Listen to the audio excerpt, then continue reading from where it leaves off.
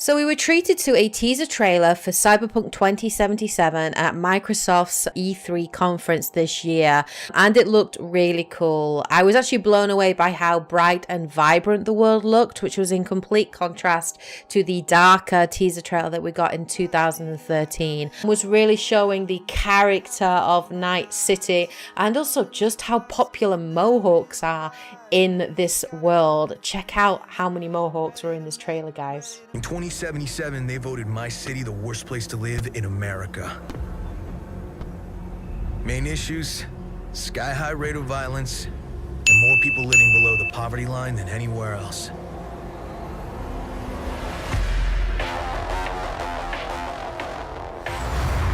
Can't deny it, it's all true. But everybody still wants to live here. This city's always got a promise for you. Might be a lie, an illusion, but it's there, just around the corner, and it keeps you going.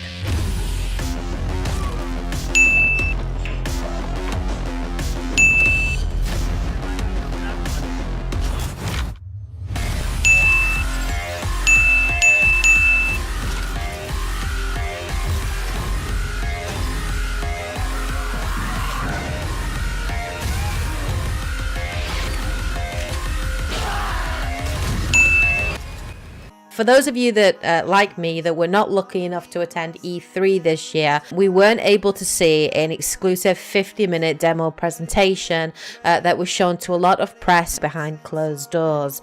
Now, every single person that has seen this demonstration has just come away absolutely blown away, super excited for the game, and of course, everyone's been talking about it. So there's been a lot of information that's been revealed based on this demo that they saw behind closed doors. So I, being a huge Cyberpunk fan, have scoured the internet, looked at absolutely every bit of information and video that I could get my hands on, and this is pretty much a compilation of all the news and everything that we found out about Cyberpunk 2077 from the 50-minute demo presentation. So let's get started, shall we? So the first thing obviously we got more information on was the setting of Cyberpunk. It is set in Night City, a fictional city which is set between Los Angeles and San Francisco.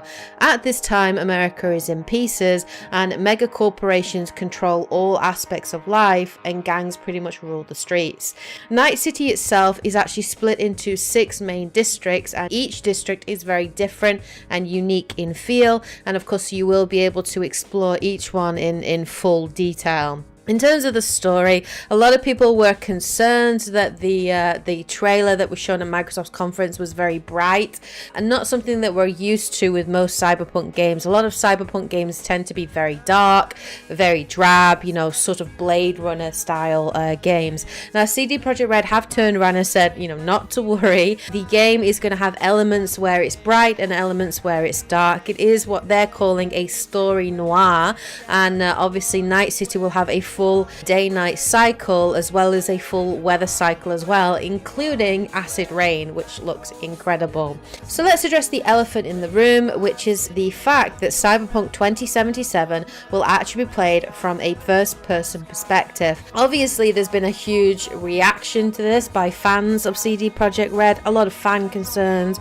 a lot of people that don't like the decision, and I can see reasons why people might feel this way. I myself, when I first heard that it was going to be a first-person perspective, was a little bit thrown back, was a little bit concerned, mostly because I've played the Witcher series and I've played all 3 games, and I've become very used to playing CD Projekt Red games from a third-person perspective. There's something about seeing your character, and particularly if your character is customizable and you're obviously putting, you know, equipment and armor and things on them. There's something about seeing that character within the world that kind of immerses you in that experience, and I know a lot of people, including Dante, do suffer from quite bad motion sickness, so you know they do struggle when it comes to playing first-person games. I think with Dante we didn't even get to finish Alien Isolation just because the entire game made Dante feel really sick, and at most we could play an hour or 2 hours of the game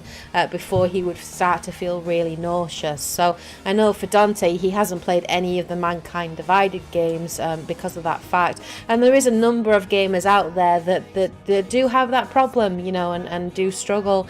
So I can obviously see where the concerns are coming from. But what I will say, guys, is even though it's something different and it's something new, don't completely write off Cyberpunk 2077 just because of the fact it's from a first-person perspective. Actually, based on everything that I've seen and all the reactions to the demo and what the developers are saying, I'm actually less concerned about that, and there are several reasons for that. So firstly, look at some of these reactions to the demo. What do you think? Dude, it's really cool! And it's really, the demo is fantastic. And it's one of the best things I've seen at one of these shows. Wow. That's what I think. I guess we pass. Now, these guys obviously have seen the fact that it's first person, and the fact that they're responding in this way should tell you just how incredible the game is looking, and obviously that the first person element of it is working quite nicely. As well, I think, you know, based on an interview that was given with Peter Glenissa, who is one of the level design coordinators, he basically said in an interview with IGN, everything has a purpose and everything we do happens for a reason. and I think we have to trust them with this. My opinion is put your faith in CD Projekt Red. They have never let down their fans. They have never failed to impress, and everything that they've always produced and developed has always been to the best quality and highest level. And everything that they do has always had a reason and a meaning behind it. So, of course, their decision to go first person has reasons. There are reasons that they have chosen to go down that path. Now, some of these reasons have been talked about in interviews. You know, they have sort of said that one of the reasons they chose the first person perspective is because they wanted the player to have a greater sense of immersion. They wanted the player to be able to feel the cyberpunk atmosphere that they're creating, and, you know, to feel the dystopian society, not to miss out on anything within the game. As well, in terms of the first person perspective, it also quite helps to sort of get a sense of scale. So Night City, for example, is going to be quite vertical. There's going to be lots of huge skyscrapers, and obviously if you're in a first person perspective and you're looking up, you're going to really get that sense of scale and how large and how tall these buildings are. There are some other elements of it which I really love the sound of. So there's this really cool HUD element to it, and at the start of the game you don't really have anything, you know, coming up on screen on your HUD, but as you sort of progress through the game, you get what's called cyberware upgrades, where you can upgrade and augment yourself, and that will actually unlock abilities on your HUD. So your HUD is like a kind of like a virtual projection of information that you can get based on augments that you have. So for example, you might get an upgrade that allows you to identify characters or to see their levels or their HP. You also might get another upgrade to your optical scanner so that you can see how many bullets are left in your gun. So the HUD as well is quite a nice element to the first person, and it does change and progress throughout the game, and I think that's really cool. I think as well, if you're seeing something in first person, you can often see more detail, and also what's happening to your character can also have a more of an impact on you as well. I think they talked about one element in the demo where you went to a Ripper doctor. So Rippers are doctors that will carry out surgery on your character to augment them. So I think they showed one which was a Dr. Victor, and this was somebody that you trusted. Now, some of these Rippers can also be dodgy, and you can sort of do it on the black market. But what this doctor did is they ended up giving you an optical scanner, and because you saw it in the first person, you actually saw all the medical equipment coming towards your face and towards your eye, and you'd sort of physically moving and everything, and then you actually saw your sort of cybernetic eyeball being removed and then a new one being implanted. And everyone that saw this demo were just blown away, and they just said, like, obviously the fact that this was in first person meant that that moment had a greater impact for them. So I think if we've got elements like this in the game, I think going first person makes a lot of sense.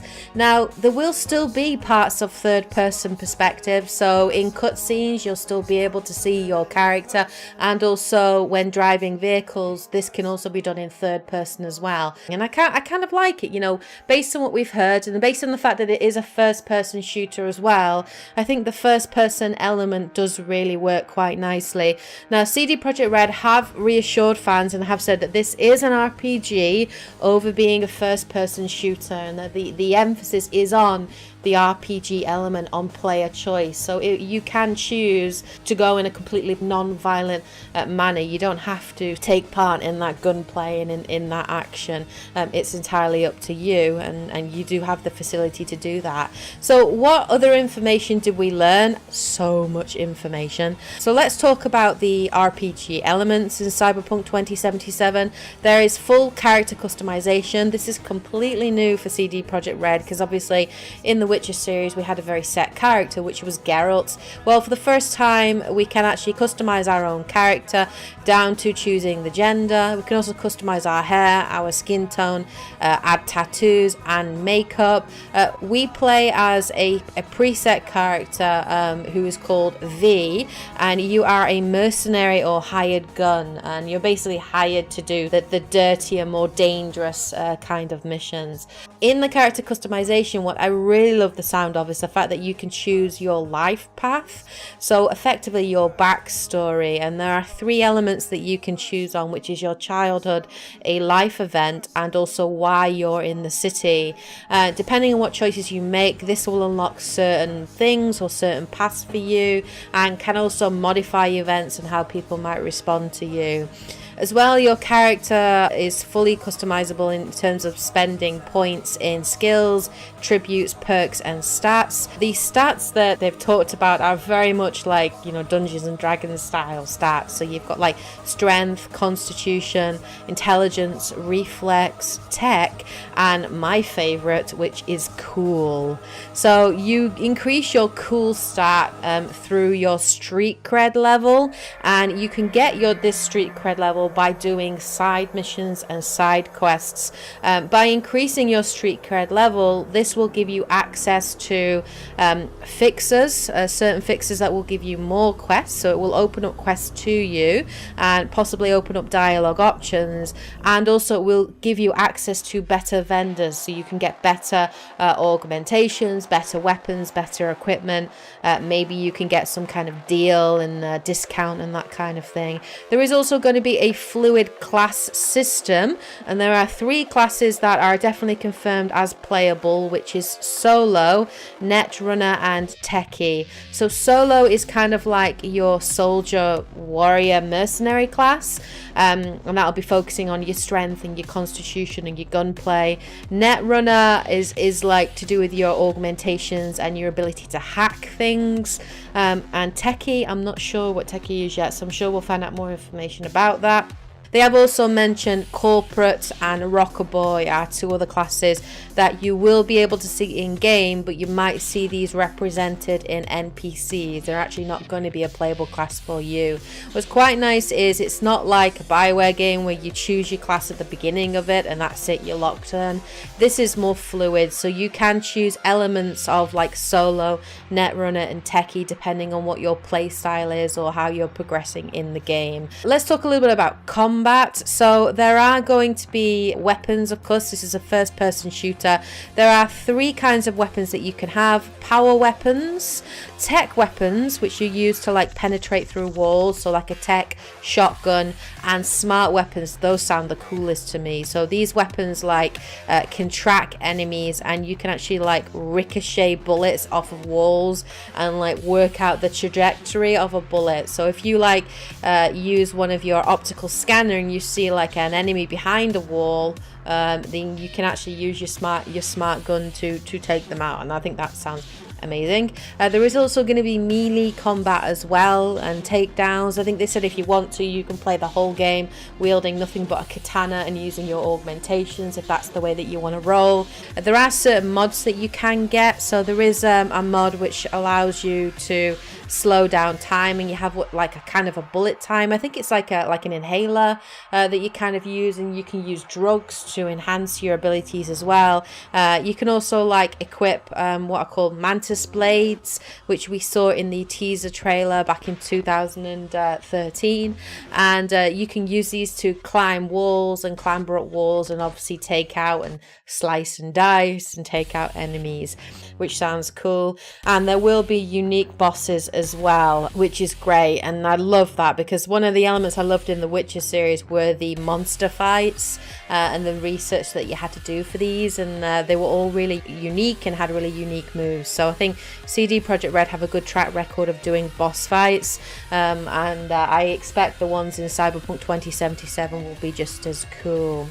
So this is a CD Projekt Red game, so story, player choice, causes and consequences, these are key to the game. So it will be a non-linear story, there will be branching dialogue options, you will make certain choices and in the game that will have definite consequences as well. There are romance options within the game as well, and this is a CD Projekt Red game, so it's quite a mature approach to romance, so it's entirely up to you how you want to pursue these. So you could be like, you know, Geralt was in if you chose to play him this way, and you could just go and have one night stands or access to brothels probably, or you could have more sort of developed romance options as well. So let's talk a little bit about Night City and the size of the game. This is going to be a fully open world game. There will be full exploration. You can explore the world through vehicles, so you can get into cars. There will also be Akira style motorcycles as well, which is really cool, and there are going to be vehicle combat sequences, which sounds amazing. So the size of Night City, CD Projekt Red have kind of confirmed that it's comparable with The Witcher 3 in terms of size, but that it's very, very different. So Night City is more vertical, whereas The Witcher 3 was more about sort of the length and the distance and the size of the maps. Maps were very sort of wide and expansive, whereas in Night City it's a lot more vertical. There are big skyscraper buildings, huge buildings that have apartment complexes in them, and corporations and vendors and fixers and everything. So you're going to be able to go inside these buildings and explore, and it's going to be much more vertical and three-dimensional in scope. Within this world as well, you actually have your own apartment. So V will have their own apartment. You get your own, I think, quite early on. I think you actually have it from the beginning, but you can also purchase and buy multiple apartments, maybe in different locations, or as you start to become wealthier maybe, or grow in power or prestige or street cred, maybe you can buy better apartments. Your apartment is basically your safe haven, so it's a place for you to go to regroup, also to feel a sense of ownership. You can store your equipment there, your weapons, your clothing. You can put these on display and really sort of show your style, and it's also a place where you can bring your love interests as well, so you'll have like romance options there as well. So everything that we've heard about Cyberpunk 2077 just looks absolutely incredible. I am so excited for this game. I cannot wait to hear more on it. I am just blown away by the quality that CD Projekt Red produced. I am so jealous of the people that got to see the 50-minute demo presentation. I am hoping that CD Projekt Red will eventually make this publicly available for people to check out. But that's everything that we learned at E3 this year on Cyberpunk 2077. Let me know what you guys think in the comment section below. If I missed anything out that you found out, please share in the comment section below. Anyway, I'll be back again with more Cyberpunk 2077 videos as we get more information as it comes to us. But anyway, I hope you guys are having a great week. Take care, and as always, happy gaming. Bye, guys.